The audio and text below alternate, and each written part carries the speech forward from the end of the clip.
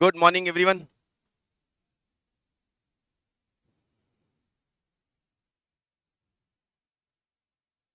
हर बार कैमरे में आते हो।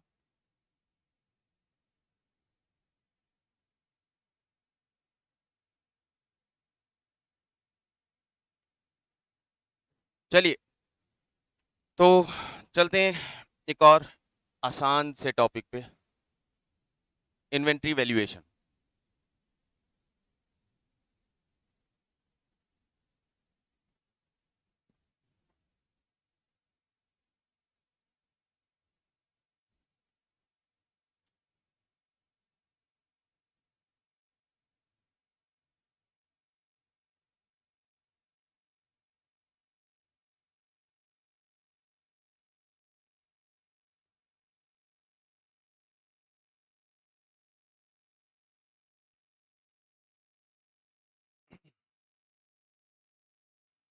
इन्वेंट्री वैल्यूएशन क्या है टॉपिक, क्या पढ़ना है?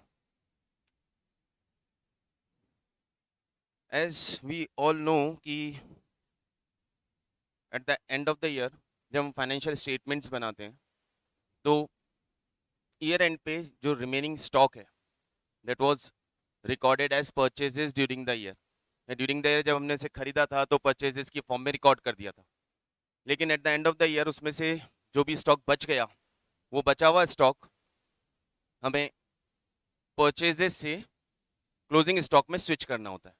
परचेजेस एक्सपेंसेस और स्टॉक असेट। तो परचेजेस में जो रिकॉर्डेड गुड्स हैं और वो अनसोल्ड हैं, तो उन्हें हम एक्सपेंसेस से निकाल के असेट में स्विच करते हैं। नाउ द क्वेश्चन इज कि ये जो स्टॉक बचा हुआ है वो आइडेंटिफाई कैसे होगा? तो स्टॉक आइडेंटिफिकेशन का सबसे सिंपल तरीका, just go to your godown and check कि क्या क्या बचा हुआ है। अब क्या बचा हुआ है वो तो हमने आइडेंटिफाई कर लिया, लेकिन उसके साथ साथ उसकी वैल्यू भी आइडेंटिफाई करनी पड़ेगी। तो यहाँ पे बहुत सारी इश्यूज हमारे पास आते हैं कि जो स्टॉक गोडाउन में है उसकी वैल्यू क्या है। एक मेन लाइन सबने बहुत टाइम से पढ़ा है, सुना है कि हम क्लोजिंग स्टॉक लेते हैं कॉस्ट और मार्केट प्राइस, कॉस्ट और NRV which ever is lower. तो जो गोडाउन में स्टॉक रखा है मुझे उसकी कॉस्ट मालूम होनी चाहिए, मुझे उसकी एनआरवी मालूम होनी चाहिए, और फिर उन दोनों में जो लोअर होगा उस पर हम क्लोजिंग स्टॉक को रिकॉर्ड करेंगे। क्योंकि क्लोजिंग स्टॉक की और कोई रिकॉर्डिंग आपके पास अवेलेबल क्या है? हमारे पास अवेलेबल होता है परचेज्ड गुड्स की परचेज प्राइस, कि किस प्राइस पे हमने स्टॉक परचेज किया था, यानी उसकी कॉस्ट। तो पहले हमें कॉस्ट आइडेंटिफिकेशन पे जाना है, फिर उसकी एनआरवी कैलकुलेशन पे जाना है, और फिर उसमें से विच एवर इज लोअर को हम यहाँ पे कंसीडर करना है। पहला इशू, कॉस्ट कैलकुलेट करते हुए कौन से फैक्टर्स को ध्यान में रखेंगे, कॉस्ट में क्या क्या इंक्लूड किया जाएगा, प्लस क्या हमने पूरा का पूरा स्टॉक एक ही डेट पे एक ही प्राइस पे खरीदा होगा? नो, मल्टीपल टाइम पे डिफरेंट डिफरेंट टाइम पे डिफरेंट डिफरेंट प्राइस पे खरीदा होगा। तो जो स्टॉक गोडाउन में है वो कौन सी प्राइस का है, वो प्राइस आइडेंटिफिकेशन हमें करनी रहेगी। एनआरवी का मतलब मार्केट में किस प्राइस पे सेल होगा और क्या नेट अमाउंट रिकवर होगा, उसकी कैलकुलेशन पे जाना होगा। दो इशू आ गए। इशू नंबर 3, स्टॉक का फिजिकल वेरिफिकेशन होता है, क्योंकि स्टॉक बुक्स में तो रिकॉर्डेड है नहीं, हमें गोडाउन में जाके ही चेक करना है। गोडाउन में जाके स्टॉक काउंट करना और उसकी कॉस्ट कैलकुलेट करना, क्या ये एक दिन का प्रोसेस है? No, it will take some time, say 5 days 10 days। तो जब हम गोडाउन में स्टॉक का वैल्यूएशन कर रहे हैं तो वो वैल्यूएशन हमें बैलेंस शीट में कौन सी डेट का स्टॉक लेना है? बैलेंस शीट में हमें कौन सी डेट का स्टॉक लेना है? 31 मार्च, ईयर एंड। लेकिन कैलकुलेट करते हुए यदि हमें कैलकुलेशन में 5 से 10 दिन लग जाते हैं और हमारे पास जो स्टॉक कैलकुलेट होके आता है वो हो सकता है 31 मार्च की बाद की किसी डेट का हो, या हमने जल्दी प्रोसेस स्टार्ट कर दिया कि यार हमेशा लेट हो जाते हैं, इस बार जल्दी शुरू करते हैं, जल्दी कैलकुलेशन शुरू कर दी और पता चला कि 26 को ही हमने स्टॉक वैल्यूएशन कर लिया। तो 31 मार्च के बाद की डेट का स्टॉक आपके पास आ सकता है, या 31 मार्च से पहले की डेट का आपके पास स्टॉक आ सकता है। तो उस केस में वहां क्या एडजस्टमेंट्स हम करें ताकि हम 31 मार्च के स्टॉक पे पहुंचे। इशू नंबर 3, स्टॉक जो गोडाउन में है क्या वही स्टॉक हमारा है या कोई और स्टॉक भी हो सकता है जो हमारा हो और गोडाउन में ना हो। यस, बिल्कुल हो सकता है। सेल्स ऑन अप्रूवल के केस में गोडाउन में स्टॉक नहीं होगा, कस्टमर के पास रखा हुआ होगा। कंसाइनमेंट के केस में हमने अपने कंसाइनी को कुछ स्टॉक हो सकता है कि कंसाइनमेंट पे दिया हो और वो भी अनसॉल्व रखा हो। कुछ स्टॉक ऐसा हो सकता है जो हमने परचेज तो कर लिया हो लेकिन अभी तक उसकी डिलीवरी नहीं मिली हो। कुछ स्टॉक ऐसा हो सकता है जिसे हमने सेल तो कर दिया हो लेकिन हमने उसे गोडाउन से डिस्पैच ना किया हो। तो इन सब का एडजस्टमेंट हमें उसमें डालना पड़े। तो इन तीनों इश्यूज के साथ इस चैप्टर को डिस्कस करना स्टार्ट करते हैं कि इन सारे मैटर्स को कैसे हम एड्रेस करेंगे, हैंडल करेंगे। ठीक है, सबसे पहले कॉस्ट कैलकुलेशन वाली बात पे आते हैं। एक बार एज यूजुअल अपने स्टडी मटेरियल का टूर तो करना ही पड़ेगा। खुल जा भाई।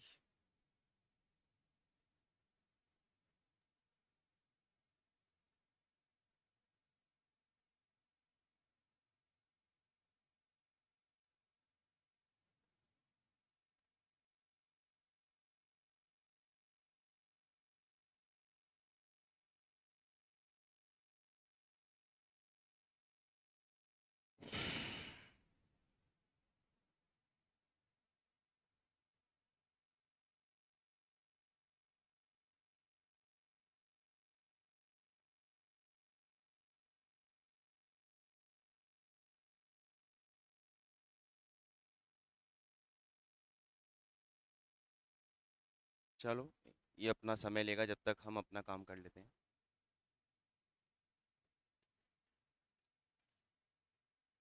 Methods of closing stock valuation.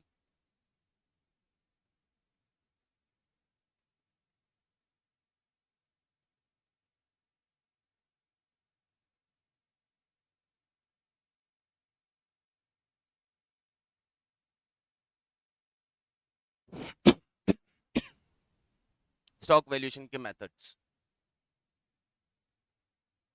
पहले इशू को एड्रेस कर रहे हैं कि जहां डिफरेंट डिफरेंट प्राइस पे हमने स्टॉक परचेज किया है, तो करंटली हमारे पास कौन सी प्राइस का स्टॉक गोडाउन में है, उसे हम कैसे कैलकुलेट करेंगे।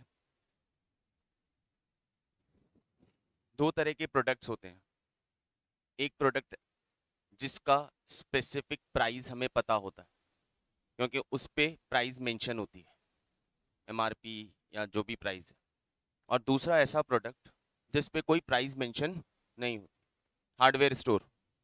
हार्डवेयर स्टोर के गोडाउन में जाके देखें तो हार्डवेयर के गोडाउन में जाके देखेंगे तो अनिल्स और फेविकॉल्स और बहुत सारे आइटम्स रखे होते हैं। क्या उन्हें देख के बता सकते हैं कि ये किस प्राइस पे खरीदा होगा? क्योंकि वो होमोजीनियस प्रोडक्ट्स हैं, सब आपस में मिक्स हो जाते हैं और उनकी प्राइस आइडेंटिफाई नहीं हो सकती। Food grains, loose food grains, bulk आता है, बल्क में ही बल्क और ऐड कर दिया जाता है, हम आइडेंटिफाई नहीं कर सकते कि कौन सी प्राइस का हमारे पास अवेलेबल है। दूसरा होता है ऐसे जो स्पेसिफिकली जिनकी प्राइस आइडेंटिफाई हो सकती है। इलेक्ट्रॉनिक इक्विपमेंट्स, वहाँ हमें पता है क्योंकि हर प्रोडक्ट पे उसकी प्राइस, मेक और उसकी बैच नंबर से उसकी प्राइस आइडेंटिफाइड होती है। मेडिकल स्टोर का स्टॉक देखा कैसे मेंटेन करते हैं, उनके पास पूरा डेटा होता है, बैच नंबर फीड किया, उस बैच पे कौन सी प्राइस थी वो प्राइस सामने आ जाती है। तो वो स्पेसिफिक आइडेंटिफाइड प्राइस है, वहाँ इशू नहीं है। स्पेसिफिक आइडेंटिफाइड प्राइस के केस में गोडाउन में स्टॉक देखा, वहाँ से उसकी प्राइस ली और हमने उसको स्टॉक में काउंट कर लिया। लेकिन जब सब मिक्स हो जाता है, होमोजेनियस प्रोडक्ट्स हैं जिनका हम स्पेसिफिकली आइडेंटिफाई नहीं कर सकते कि ये किस प्राइस का है, तो वहाँ कुछ मेथड्स हम यूज़ करते हैं और उन मेथड्स के बेसिस पे हम प्राइस प्रिडिक्ट करते हैं, हम उसकी कॉस्ट प्रिडिक्ट करते हैं। First method FIFO, first in first out.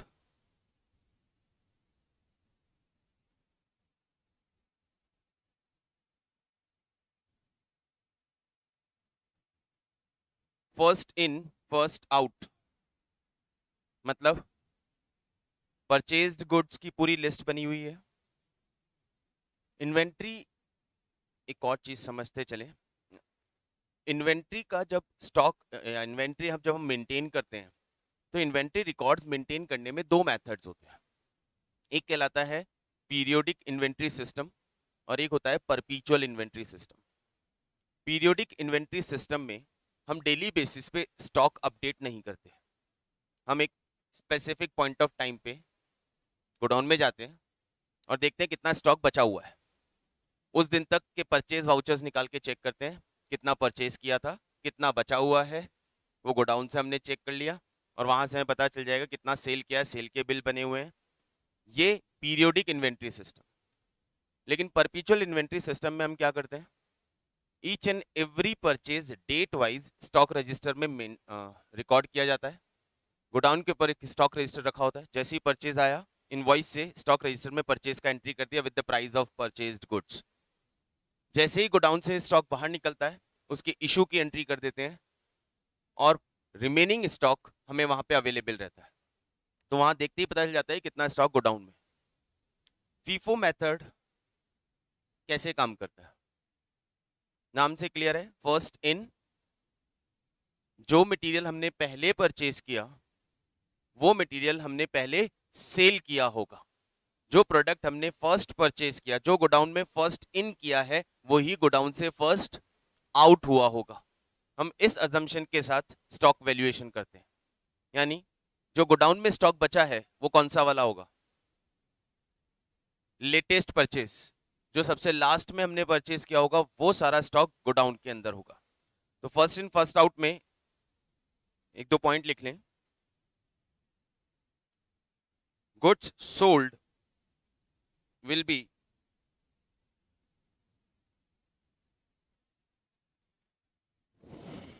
out of earlier purchases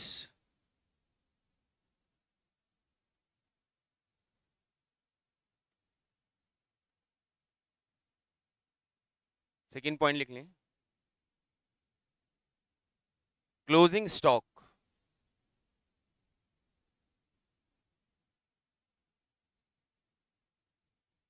will be out of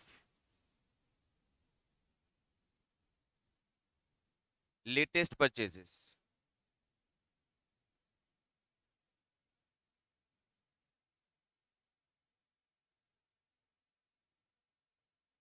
जो हमने गुड सेल किए हैं वो पुरानी परचेज में से होगी, जो बच गया वो लेटेस्ट परचेज से होगा। Second method LIFO, last in first out.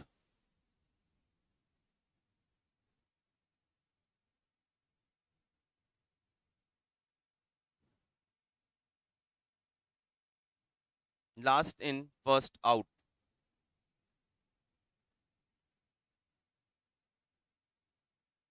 मतलब जस्ट ऑपोजिट।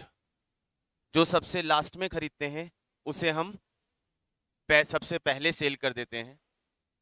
ये नॉर्मली किन केसेस में होता है, जब इन्फ्लेशनरी सिचुएशन होती है तो प्रोडक्ट की कॉस्ट बढ़ती जाती है, परचेज प्राइस ज़्यादा होती जाती है, तो हम कोशिश ये करते हैं कि जो हायर प्राइस पे आया है उसे पहले ही सेल आउट कर दिया जाए। कहीं प्राइस यदि कम हो गई तो हमें लॉस होगा। तो लास्ट इन फर्स्ट आउट, पहले हम उन स्टॉक को सेल करते हैं जो हमने लेटेस्ट परचेज किया है। That means closing stock will be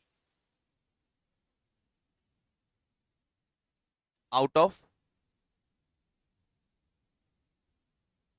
earlier purchases.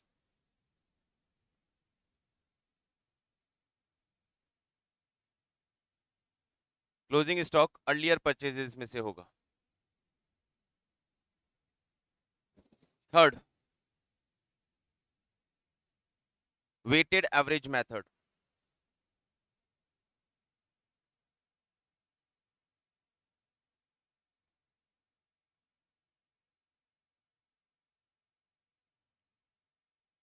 Weighted average method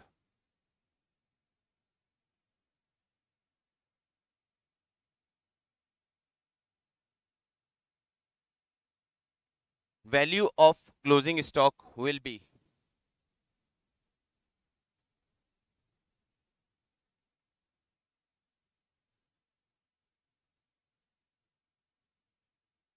weighted price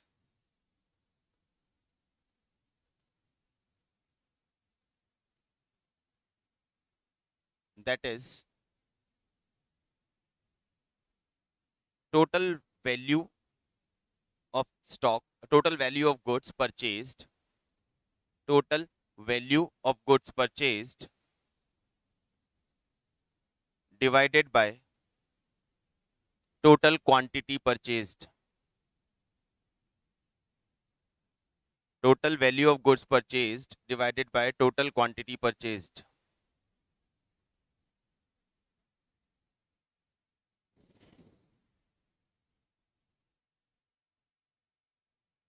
पहले इन तीनों के एग्जांपल आपको शो करता हूं। मान लीजिए हम गुड्स परचेज कर रहे हैं अलग अलग डेट्स पे।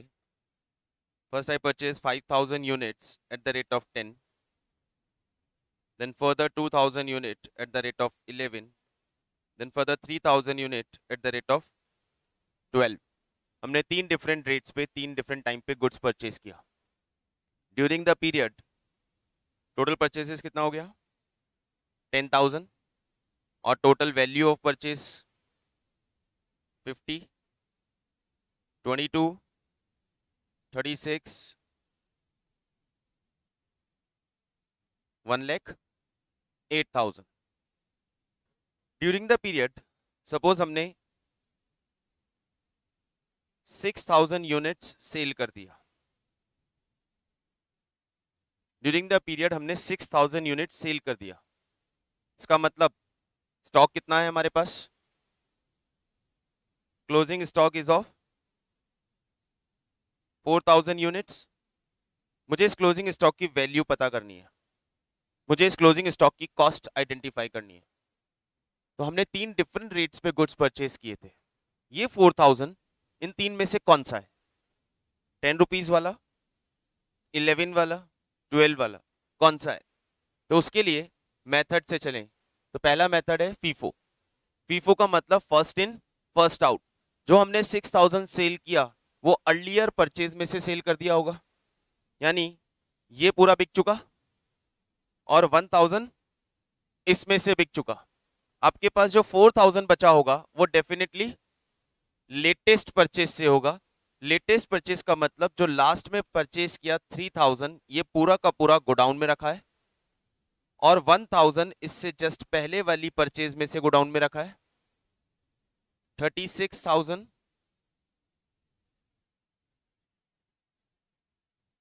Value of closing stock will B 47,000। Simple, बिल्कुल इजी सा चीज है। ये हो गया फीफो। यहीं यदि हम लीफो पे जाते तो क्या होता? 4,000 units latest purchase sell out हो जाती है, स्टॉक बचता है अर्लीस्ट परचेज में से।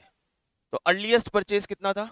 5,000 at the rate of, definitely हमारा जो पूरा क्लोजिंग स्टॉक है वो उसी 5,000 में से होगा। तो value of closing stock will B 4,000 into 10, 40,000।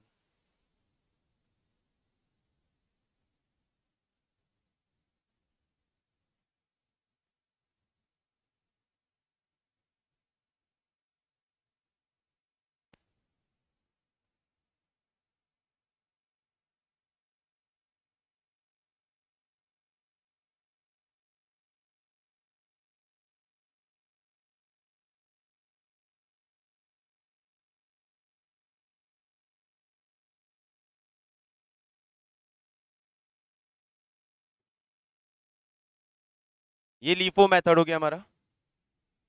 Third method हमने बात किया वेटेड एवरेज। वेटेड एवरेज से क्लोजिंग स्टॉक कैसे निकालेंगे? यहां हम सभी को इक्वल कंसीडर कर रहे हैं, मतलब हमें नहीं मालूम कि हम फीफो फर्स्ट वाला बेच रहे थे या लास्ट वाला। तो हम यहाँ वेटेड प्राइस कैलकुलेट करेंगे। वेटेड प्राइस कैसे आएगी? टोटल वैल्यू कितना परचेज किया है? 1,08,000।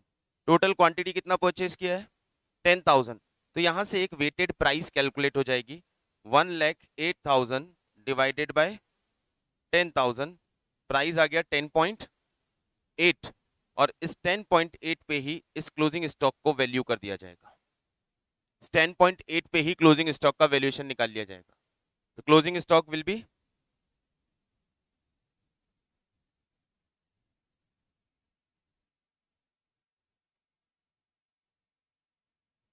ये वेटेड एवरेज मेथड।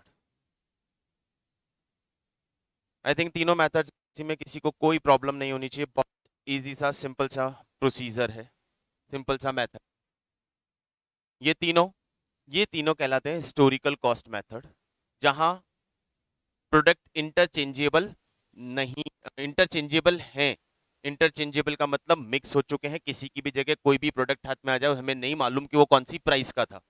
तो इंटरचेंजेबल प्रोडक्ट के केस में historical cost method, 3 methods are there. यहाँ आपके लिए 3 ही मेथड है। आगे जाएंगे तो कॉस्ट अकाउंटिंग के सब्जेक्ट में जाके इन्वेंट्री वैल्यूएशन पे काम करेंगे तो वहां पे और ज्यादा डेप्थ में जाएंगे, जहां हमारे पास नियर अबाउट 7 to 8 मेथड्स आते हैं। HIFO, highest in first out, specific price, base price, net realisable value, market value, बहुत रिप्लेसमेंट प्राइस, ऐसे बहुत सारे डिफरेंट डिफरेंट मेथड्स हैं। लेकिन अकाउंट्स के पॉइंट ऑफ व्यू से, अकाउंट्स के फाउंडेशन के अकाउंट्स के पॉइंट ऑफ व्यू से 3 मेथड्स जिनके बेसिस पे हम क्लोजिंग स्टॉक की कॉस्ट कैलकुलेट कर रहे हैं।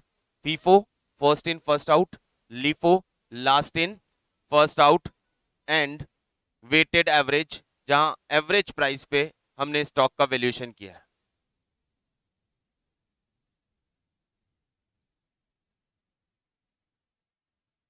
पॉइंट नंबर 2,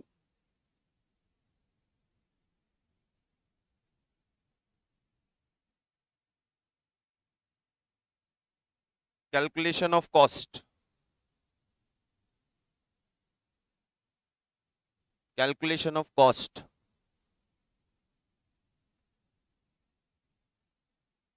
ये 10 रुपीज या 11 रुपीज की कॉस्ट पर यूनिट जो हमने आइडेंटिफाई किया, कैलकुलेट किया, कहां से, क्या है ये कॉस्ट? क्या मटेरियल को परचेज या गुड्स को परचेज करने की कॉस्ट है सिर्फ ये, या इसमें और भी कई कंपोनेंट्स इंक्लूडेड हैं? इसमें क्या क्या इंक्लूड होगा? कॉस्ट के अंदर कौन कौन से फैक्टर्स इंक्लूड किए जाते हैं? कॉस्ट में क्या क्या कंसीडर किया जाता है? और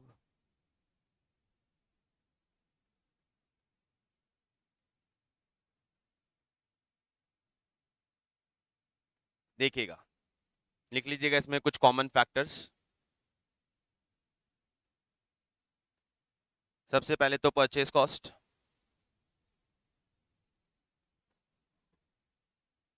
या परचेज प्राइस, जिस प्राइस पे वो प्रोडक्ट खरीदा गया है।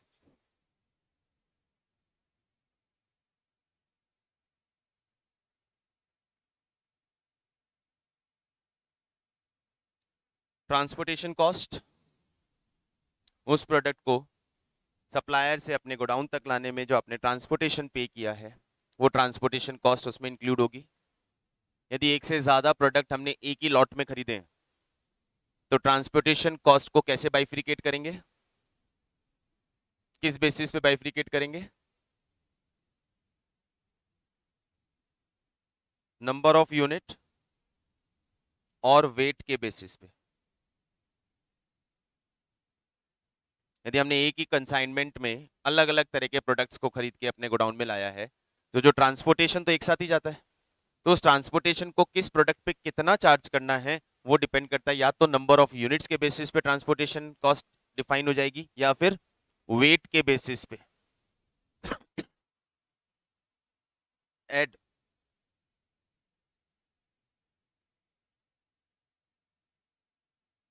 Packing charges.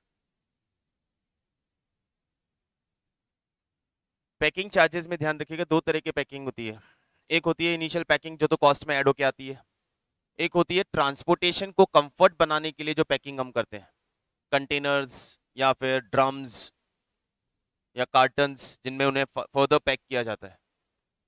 तो यदि कंटेनर में या ड्रम्स में कुछ चीज पैक होके आ रही है तो वो ड्रम्स की कॉस्ट सप्लायर हमसे चार्ज करता है। अब वो ड्रम्स या वो पैकिंग मटेरियल जो रीयूजेबल है, वो रीयूजेबल पैकिंग मटेरियल के साथ 2 चीजें, यदि वो रिटर्नेबल है तो eight the time of returning आप उन्हें जब भी रिटर्न करेंगे आपको उसकी प्राइस वापस पे कर दी जाती है। लेकिन यदि वो रिटर्नेबल नहीं है तो वो जो कॉस्ट आपकी लगी वो आपके प्रोडक्ट की कॉस्ट पे चार्ज हो जाएगी। तो इसमें लिखिएगा नॉन रिटर्नेबल।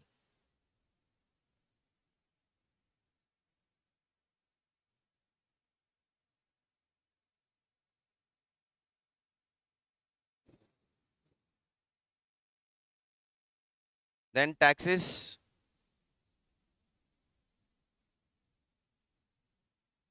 कौन से टैक्सेस? जिनका क्रेडिट हमें वापस नहीं मिलेगा। लाइक जीएसटी है, तो जीएसटी जो हम पे करके आते हैं eight the time of purchasing, जो जीएसटी हम पे करके आते हैं उस पूरे जीएसटी को इनपुट जीएसटी बोलते हैं। और वो जीएसटी हमें रिक्लेम करने का परमिशन होता है at the time of cell.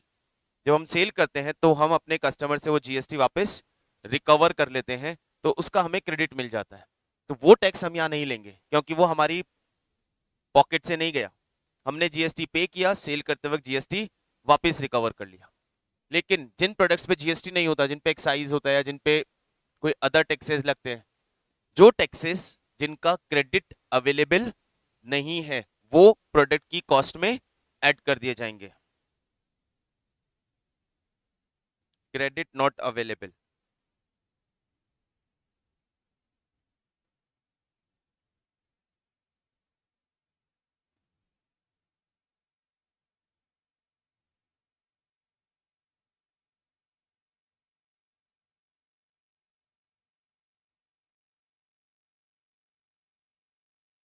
इसके बाद ट्रांसपोर्टेशन में प्रोडक्ट नॉर्मली वेस्ट भी होता है, कुछ लॉसेस भी होते हैं। तो यदि कोई नॉर्मल लॉस हुआ है तो वो नॉर्मल लॉस हमें रिकवर नहीं होता। नीदर इंश्योरेंस कंपनी उसके लिए आपको क्लेम देती है और ना ही वो नॉर्मली लॉस्ट प्रोडक्ट वापस सेल हो पाता है। तो उस लॉस को कौन बियर करेगा? उस लॉस को कौन बियर करेगा? हम नहीं, कस्टमर बियर करेगा।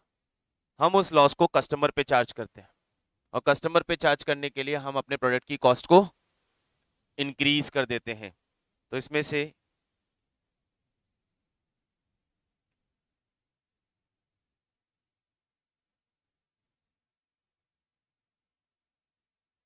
Cost per unit,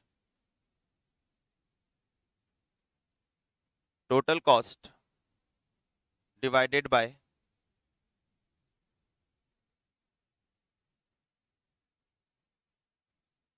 available units, total cost divided by available units, वहां से पर यूनिट कॉस्ट कैलकुलेट होगा।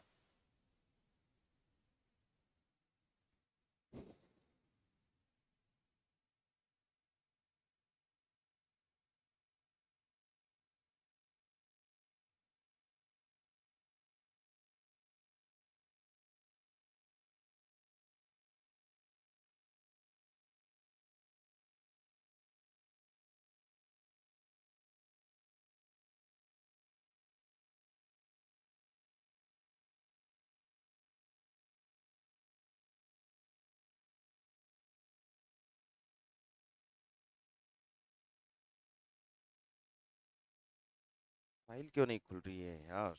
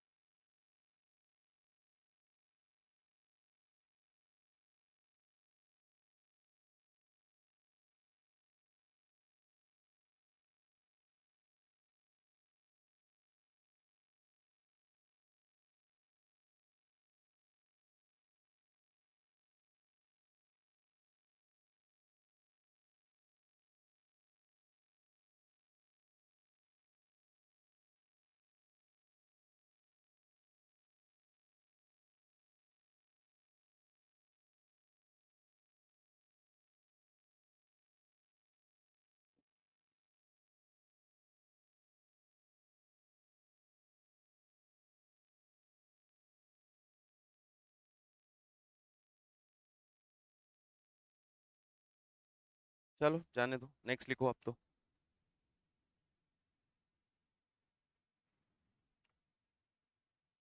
नेक्स्ट मेथड लिखो, non historical cost methods. Non historical cost methods.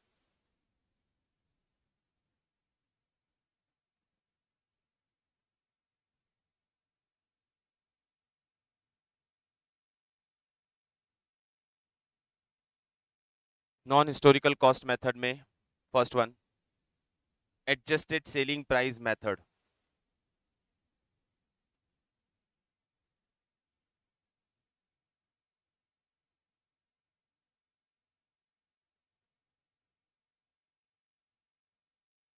Non historical cost method में first one, adjusted selling price method.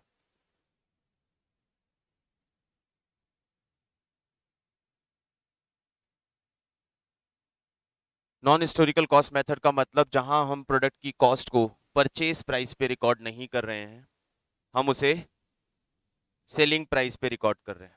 और वो selling price भी adjusted selling price, क्योंकि selling price पे यदि आपने क्लोजिंग स्टॉक को लिया तो ये तो प्रूडेंस का वायलेशन हो जाएगा, क्योंकि आपने उसमें प्रॉफिट इंक्लूड कर लिया है। लेकिन यहाँ हमने वर्ड यूज किया है adjusted selling price. Adjusted selling price का मतलब हम सेलिंग प्राइस माइनस प्रॉफिट, वहां से उस क्लोजिंग स्टॉक का वैल्यूएशन करेंगे। जहां हमारे पास रिकॉर्ड्स अवेलेबल नहीं होते हैं, डिटेल परचेज की प्राइजेज अवेलेबल नहीं होती है, हिस्टोरिकल कॉस्ट को फॉलो नहीं करना चाहते हैं, वहां हम adjusted selling price method use करते हैं। इस चैप्टर से एग्जाम में क्वेश्चन तीन ही तरह के होते हैं। एक ये adjusted selling price, second that LIFO FIFO वाला पार्ट, और third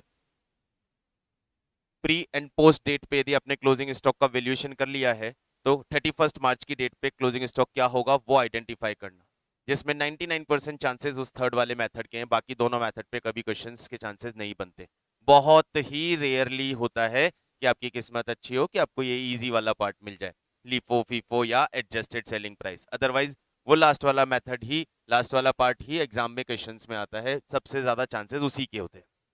adjusted selling price method में नोट करेंगे,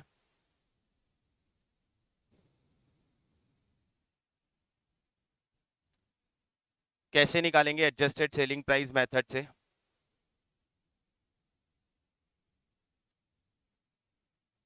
सबसे पहले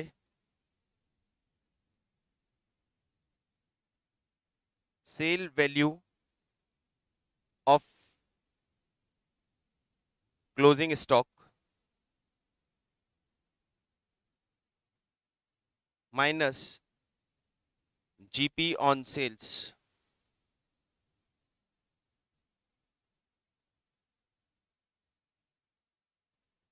ये है एडजस्टेड या कॉस्ट ऑफ क्लोजिंग स्टॉक।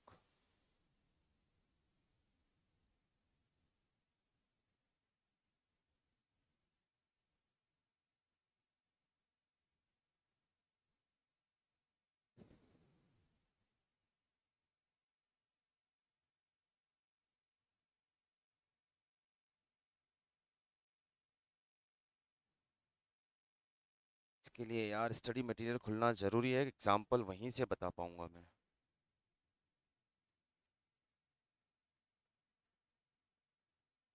नहीं खुल रहा है क्या सुबह से ही? चलिए स्टडी मटेरियल आपके पास है, आपके पास तो स्टडी मटेरियल होगा। मैं भी फोन में ही ओपन कर लेता हूँ, आप लोग भी कर लीजिए ओपन।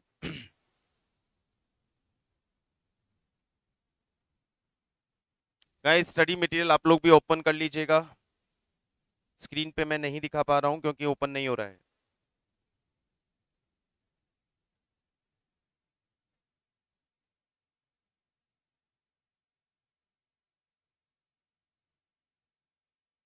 साइट में कुछ इशू आ रहा है, नहीं ओपन हो रहा है। बुक है आपके पास तो बुक्स ओपन कर लें, इलस्ट्रेशन नंबर 6 निकालें।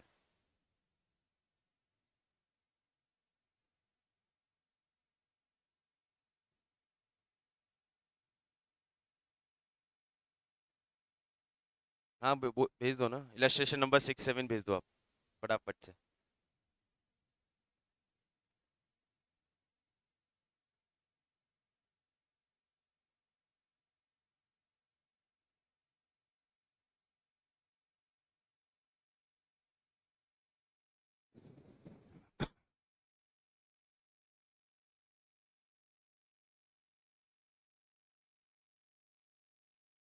यू।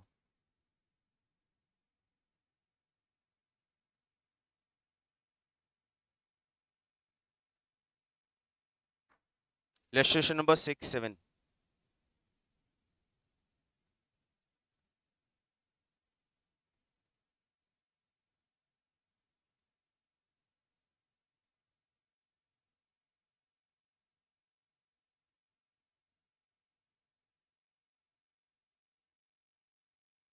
हाँ, फाइल ही सेंड करो, मैं मेल ओपन कर लेता हूँ।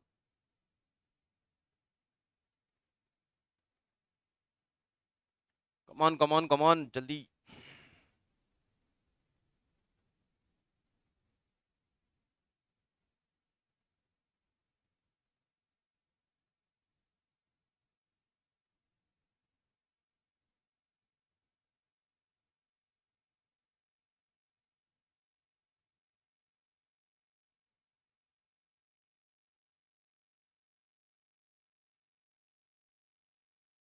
ग्रुप पे डाला।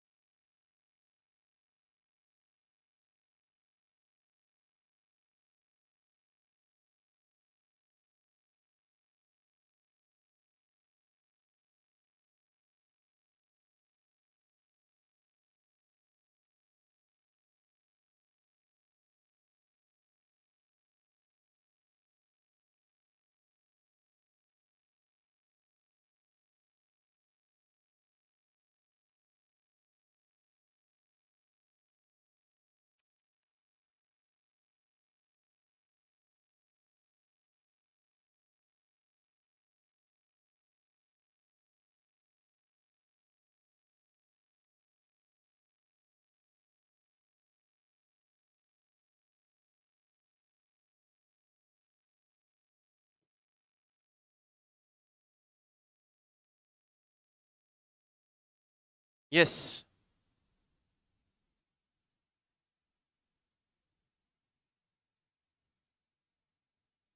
क्वेश्चन नंबर, इलस्ट्रेशन नंबर 6 देखें। Mister X Y Z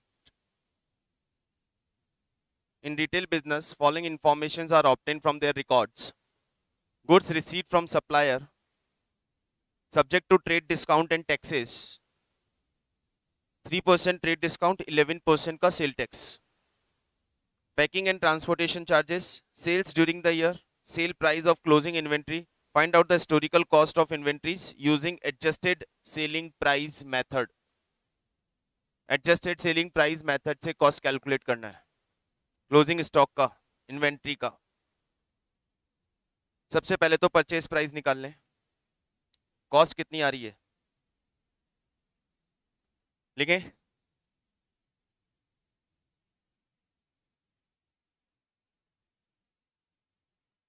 cost of goods received 15,75,500, 15,75,500।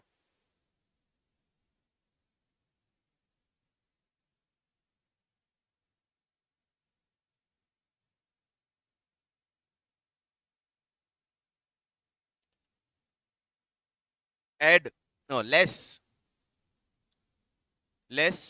Trade discount. 3% का ट्रेड डिस्काउंट है, पहले ट्रेड डिस्काउंट लेस करो। 15,75,500 का 3% माइनस कर दो। 15,75,500 का 3%,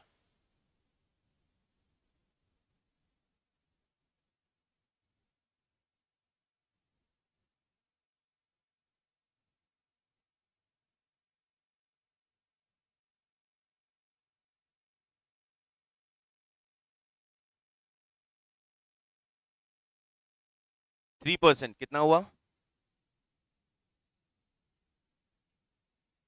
माइनस कर दीजिए रिमेनिंग वैल्यू।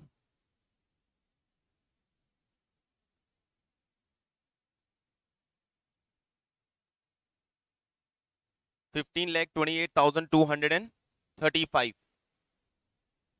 ये आपको पता ही है बचपन से कि पहले ट्रेड डिस्काउंट माइनस होता है। अब इसके बाद इस पे टैक्स ऐड होगा, add sales tax. Sale tax कितना है? 11%। 15,28,235 का 11%, 16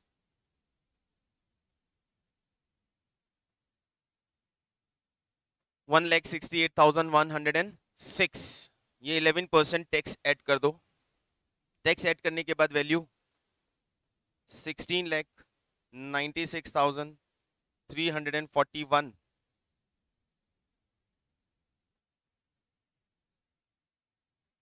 अब इसमें और कोई चार्जेस लगे हैं? Yes, packing and transportation charges लगा है हमारा 87,500 रुपीज का।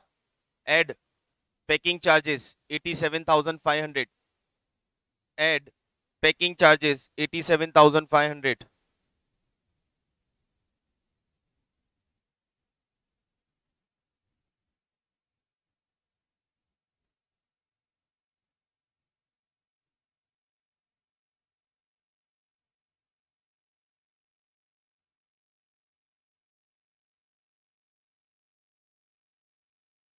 It's your cost of purchase.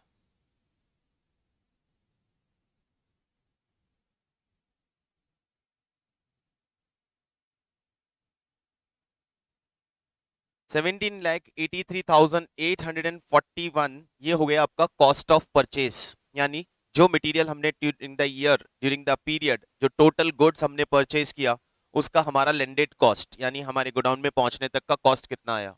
तो ये कॉस्ट आया है 17,83,841 रुपीज। ये फर्स्ट वाला पार्ट जो मैंने यहाँ बताया था, कैलकुलेशन ऑफ कॉस्ट। तो यदि कॉस्ट मिसिंग है तो पहले कॉस्ट कैलकुलेट करेंगे using this procedure. Cost calculate होके आ गया। अब हमें क्लोजिंग स्टॉक का कॉस्ट चाहिए। क्वेश्चन की इंफॉर्मेशन पे चलिए देखिए क्या दिया है। हमें सेल ड्यूरिंग द ईयर दिया हुआ है, परचेज ड्यूरिंग द ईयर मालूम है, सेल ड्यूरिंग द ईयर मालूम है, और जो क्लोजिंग स्टॉक है वो भी सेलिंग प्राइस पे कैलकुलेटेड है। Sales price of closing inventory, closing inventory का सेल प्राइस गिवन है, लेकिन हमें क्लोजिंग इन्वेंट्री का सेल प्राइस नहीं, क्लोजिंग इन्वेंट्री का कॉस्ट प्राइस चाहिए। क्लोजिंग स्टॉक का सेल प्राइस नहीं, उसका कॉस्ट प्राइस चाहिए। तो सेल प्राइस से कॉस्ट प्राइस पे कैसे आएंगे? तो सेल प्राइस में क्या इंक्लूड है? जीपी। तो इस सेल प्राइस में से जीपी निकाल दूं, कॉस्ट प्राइस पे आ जाऊंगा। लेकिन जीपी कैसे निकालोगे? जीपी अवेलेबल नहीं है, तो जीपी की कैलकुलेशन करेंगे पहले, और जीपी कैलकुलेट करके जीपी का रेट निकालेंगे, और फिर उस जीपी रेट से हम इस क्लोजिंग स्टॉक की सेल वैल्यू में से जीपी रिमूव करेंगे। जीपी कैसे निकालोगे? हमारे पास ड्यूरिंग द पीरियड जितना भी मटेरियल हमने खरीदा ये उसकी कॉस्ट है, और इस पूरे मटेरियल का सेल वैल्यू भी आपके पास अवेलेबल है। इसमें जितना बिक गया उसका सेल वैल्यू दिया हुआ है, जो बच गया उसका भी सेल वैल्यू दिया हुआ है। तो इन शॉर्ट इस पूरे मटेरियल की सेल वैल्यू आपको गिवी। सेल्स कितना है? Sales 22,45,500 plus sale value of closing stock, जो बच गया उसकी भी सेल वैल्यू मालूम है। ये तो बिक गया, सेल वैल्यू मालूम है, जो बच गया उसकी भी सेल वैल्यू मालूम है। बट एक चीज ध्यान रखिएगा, ये जो बिका है और जो बचा है उन सब की जो सेल वैल्यू आप ले रहे हो उन सभी में सेलिंग प्राइस यूनिफॉर्म होनी चाहिए। यूनिफॉर्म सेलिंग प्राइस का मतलब सेल भी हम एग्जैक्टली एक ही प्राइस पे करते हैं, और जो बचा है उसको भी हमने उसी प्राइस पे वैल्यू किया है।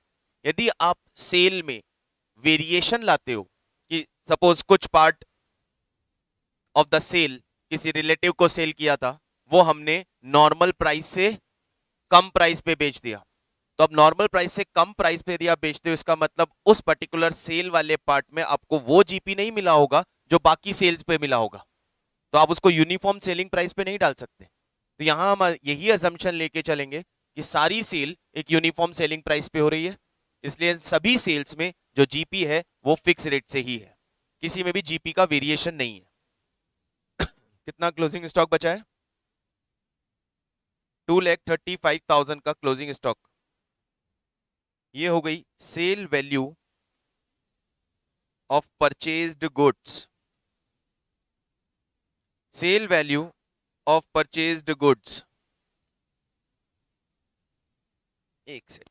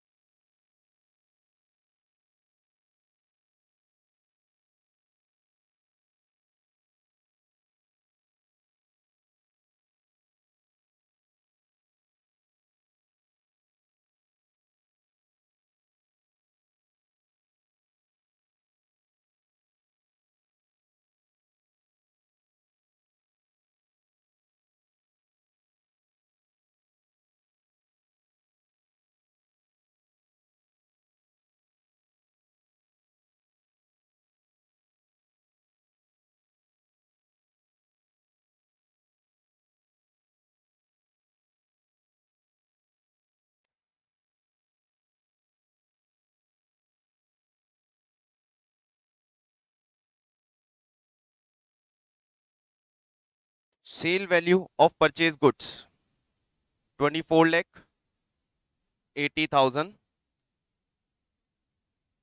लॉजिक समझिएगा, कॉन्सेप्ट समझिएगा, सिर्फ स्टेटमेंट याद करने से प्रॉब्लम हो जाएगा, इसलिए समझिए क्या बोलना चाह रहा हूं।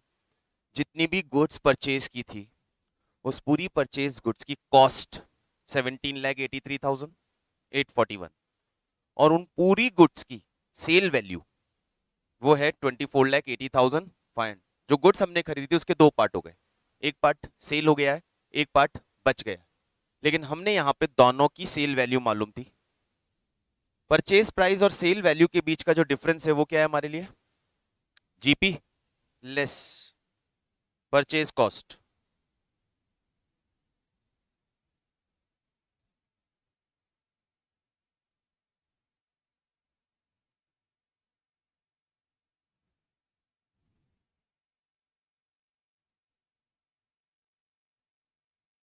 6,96,659 क्या आ गया ये?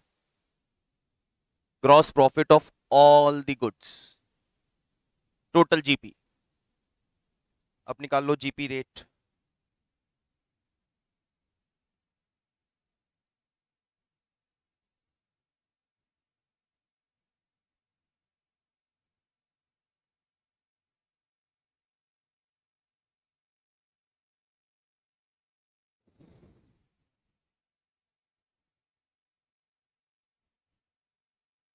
Twenty eight point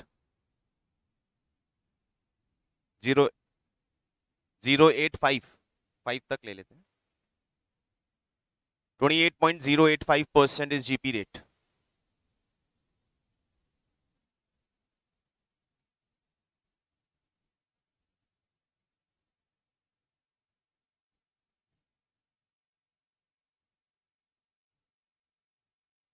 cell value of closing stock कितनी थी?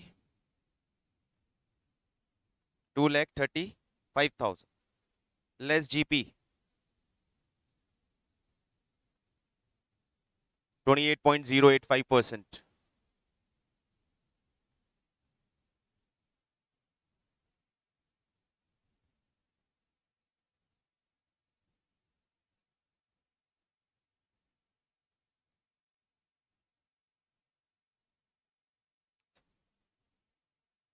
Very good.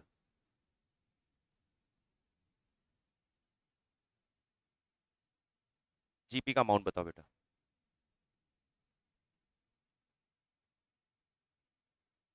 65,000,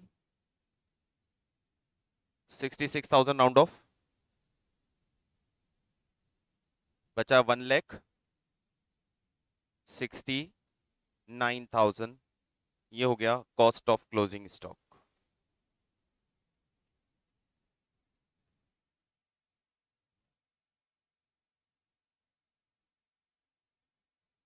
टू लैख बोला था बेटा। 2,35,000 में से जीपी निकाल के 2,41,000 बचा था। मैंने कहा ये जादू कैसे हुआ, ये आपके कैलकुलेटर पे हो सकता है। मुझे यहाँ पे बहुत सारे नए नए मिरेकल्स देखने को मिले हैं, बहुत कुछ सीखने को मिला है मुझे इतने सालों बाद।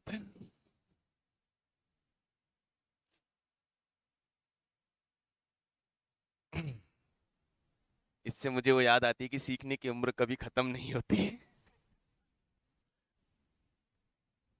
20 साल पढ़ाते हुए, लेकिन सालों बाद एक नया भी मिल रहे थे मुझे।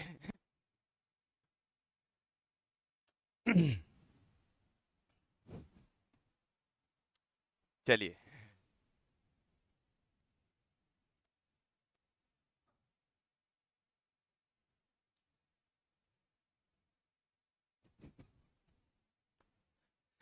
एक तो तन्मय ने कल सिखाया था, लेफ्ट हैंड साइड पे माइनस से मल्टीप्लाई और राइट हैंड साइड का माइनस करने का चेंज मेरे को।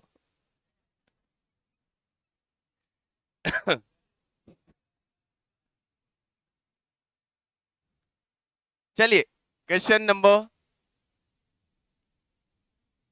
7 पे आते हैं। समझ में आया प्रोसीजर? परचेज गुड्स का कॉस्ट कैलकुलेट किया, सोल्ड और अनसोल्ड दोनों की सेल वैल्यू निकाली, जीपी आइडेंटिफाई किया, जीपी का रेट निकाला। जीपी रेट निकालते वक्त ध्यान रखना एक चीज, यहां पे हमने जीपी तो ये वाला लिया है, डिवाइड सेल्स से नहीं कर रहे हैं। सेल्स से डिवाइड मत करना, नॉर्मली एक माइंडसेट रहता है ना, GP rate is equal to GP divided by sales. ये सेल्स नहीं है, ये total value of purchase goods, sale value of purchase goods, ये पूरा लिया है हमने। सेल्स और क्लोजिंग स्टॉक का सेल वैल्यू दोनों का एडेड अमाउंट, क्योंकि वहीं से जीपी निकला था।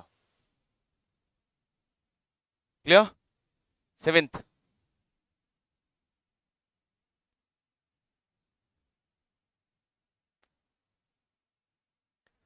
Sales during the year 2 lakh, cost of purchase given है, कॉस्ट ऑफ परचेज यहां पे गिवन है। Opening inventory nil, closing inventory at selling price. बहुत आसान सा हो गया, सिर्फ कैलकुलेट भी हो सकता है। Sales 2 lakh, sale stock 50,000, total sale value आ गई 2,50,000 माइनस 2 लाख, जीपी आ गया 50,000, GP by 250, 20%, 50,000 minus 20%, closing stock की कॉस्ट 40,000, 40,000 इज द आंसर। मतलब वर्बली भी कर दिया मैंने, कैलकुलेटर पे, तो इसको भी लिख, कॉस्ट कैलकुलेटेड है ऑलरेडी हमारे पास, परचेज कॉस्ट।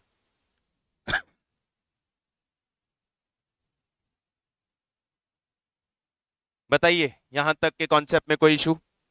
ये एडजस्टेड सेलिंग प्राइस मेथड, ये एक इंपॉर्टेंट मेथड है एग्जाम में, क्वेश्चंस के पॉइंट ऑफ व्यू से इस पे क्वेश्चन का चांसेस बनता है।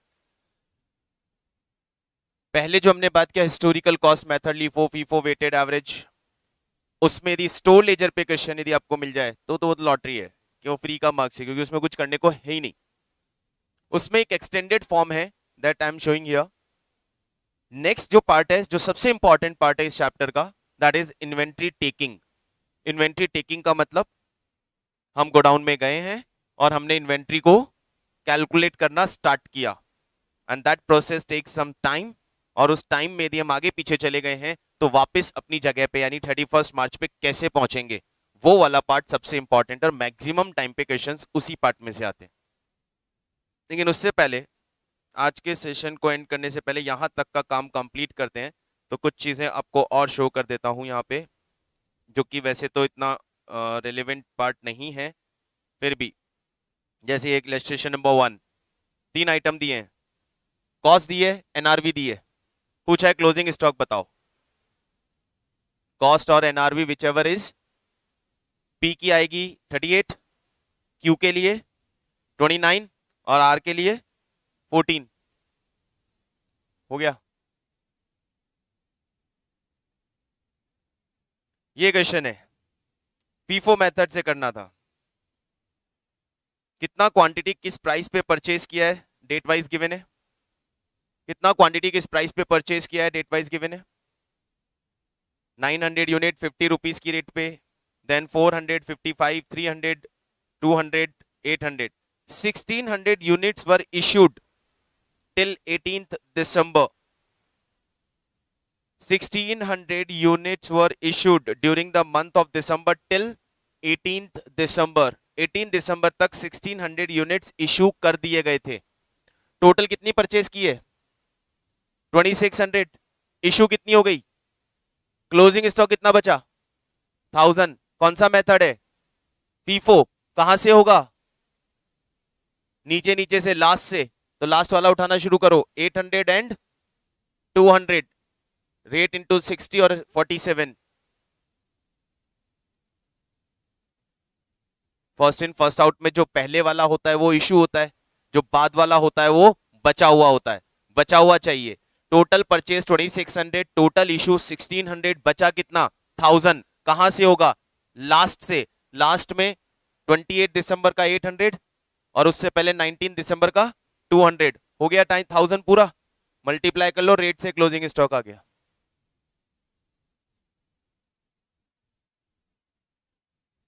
ठीक है, नेक्स्ट वन। 3 परचेजेस है हमारे पास, ये रिकॉर्ड ऑफ इशू है।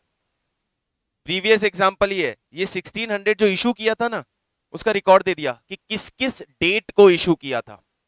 अब समझना यहां पे लीफो मेथड क्या बोलता है, last in first out. Closing stock कहां से बचेगा, ऊपर से, फर्स्ट परचेजेस में से। लेकिन जब डेट्स होती है तो आप डायरेक्टली फर्स्ट परचेजेस मत उठा लीजिए, क्योंकि वहां जिस दिन गोडाउन से गुड्स इशू हुआ उस दिन जो लेटेस्ट परचेज था वो इशू किया होगा ना।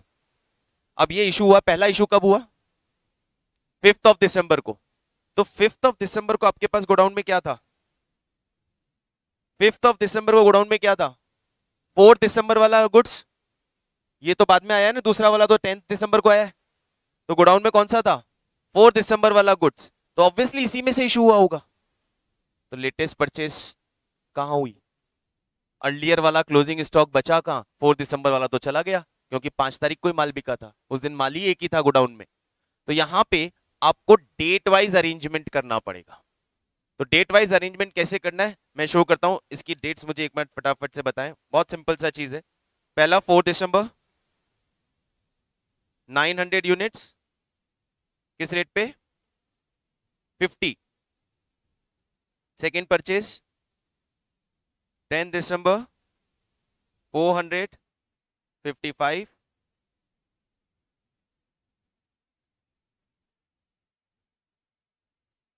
नेक्स्ट,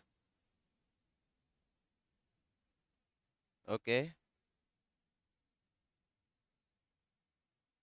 ओके, ये हमारी परचेजेस थी। अब इशू, पहला इशू कब हुआ था, 5 दिसंबर को।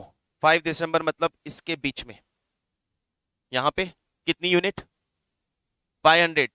अब 500 इशू हुई, इसका मतलब हुआ क्या, इसका मतलब क्या हुआ, इसका मतलब ये 900 में से 500 जा चुकी है।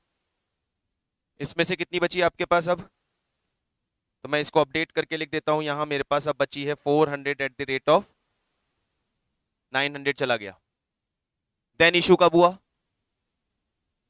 20। यहां पे कितनी यूनिट्स, 600। 600 में से LIFO, last in first out, पहले कौन सी गई होगी, 200 वाली, फिर 300 और इसमें से 100 बची कितनी? 300। क्लियर है? ये जा चुका, ये जा चुका, इसमें से 300 बचा हुआ है और इसमें से 400 बचा हुआ है। और फिर इशू 29, यहां पे कितने यूनिट्स किस में से गया होगा? इसमें से गया होगा। इसमें से कितना बचा? 347। ये आपका क्लोजिंग स्टॉक है। ये आपका इस तरह से क्लोजिंग स्टॉक कैलकुलेट होके आएगा। क्लियर हुआ? Whenever dates are given, in case of LIFO and in case of weighted, आपको स्टेटमेंट फॉर्म में अरेंज करना पड़ेगा। डेट वाइज अरेंजमेंट्स दिखाने पड़ेंगे क्योंकि डेट्स वाइज ही वो मेथड फॉलो हो रहा है।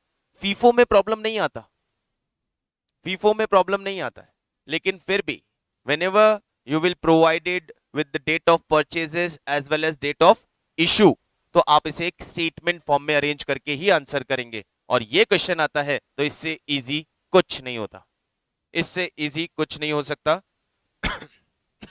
आपको शो कर देता हूं यहां पे,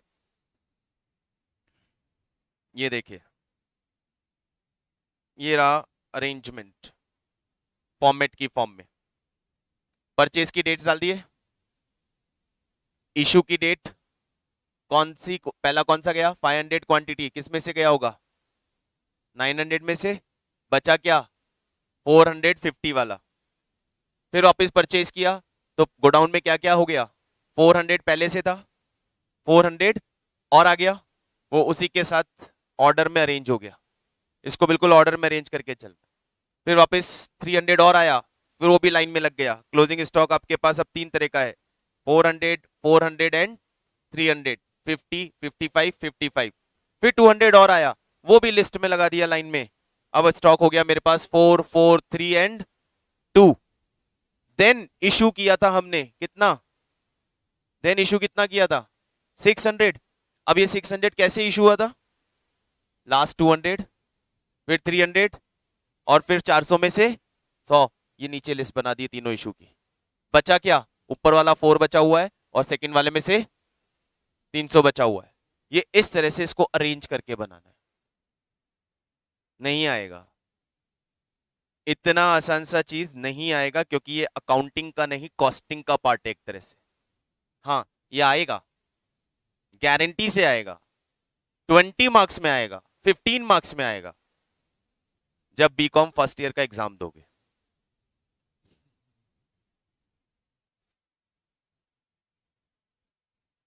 तब इसे हम बहुत डिटेल में और पढ़ेंगे, क्योंकि ये वहां पे 15 मार्क्स का गारंटी क्वेश्चन आता है मेथड्स पे,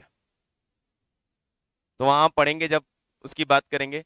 अभी के लिए यहां तक के डिस्कशन में historical cost method, LIFO, FIFO, weighted average, all are clear, and adjusted selling price method. तो ये इस चैप्टर का समाव इजी वाला पार्ट था, सिंपल वाला पार्ट था जो हमारा कंप्लीट।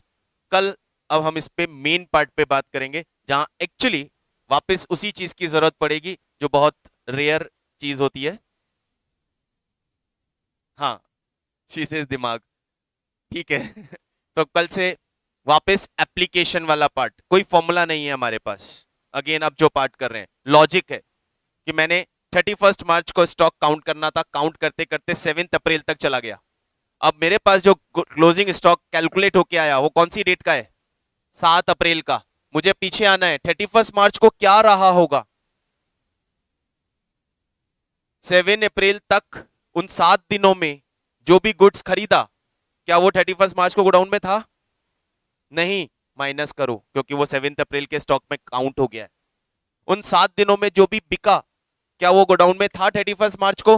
हाँ, उसे वापस ऐड करो। ऐसे बहुत सारे एडजस्टमेंट्स के साथ उस चीज को लॉजिकली ही सोचना पड़ेगा। उसकी कैलकुलेशन पे कल चलेंगे। छोटा सा चैप्टर है, जस्ट 2 क्लासेस और खत्म हो जाएगा। चलिए मिलते हैं, bye, see you, thank you.